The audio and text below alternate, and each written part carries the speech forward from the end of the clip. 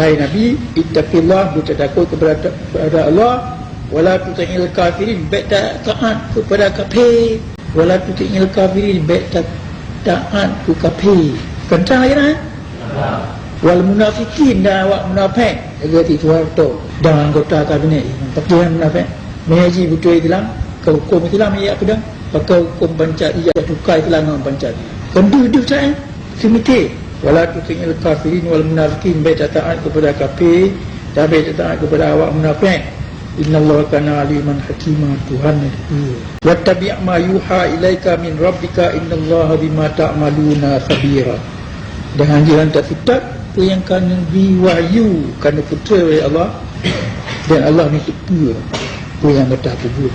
Wa tawakkal 'ala Allah wa kafa billahi wakila.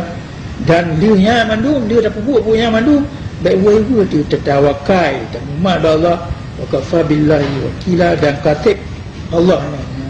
Apa yang dia buat? Dia mandum kamu agama, apa yang dia buat oleh tengok umat Islam. Ya agama. Bila agama Islam anak tak putih agama anak. Alladzina amanu yuqatiluna fi sabilillah. Ujung-ujungnya beriman, guna perang buat jalan Allah, lalu pedang hukum Allah. Mari kita tengok. Walladzina kafaru, dahulu yang kafir, yuqatiluna fi sabilit taghut, guna perang buat jalan pemerintah yang zalim. Faqatilu awliya asyaitan, haji hantar perang rakan-rakan jinnya. Inna kaida syaitan kana dha'ifa. Daya upaya jin yang lemah Han menang di hati kita tengok. Nampak? Akibat lebih terang ni banyak. Jadi yang kaya ya, tamang tidak dulu jawab, ya perang kita tengok.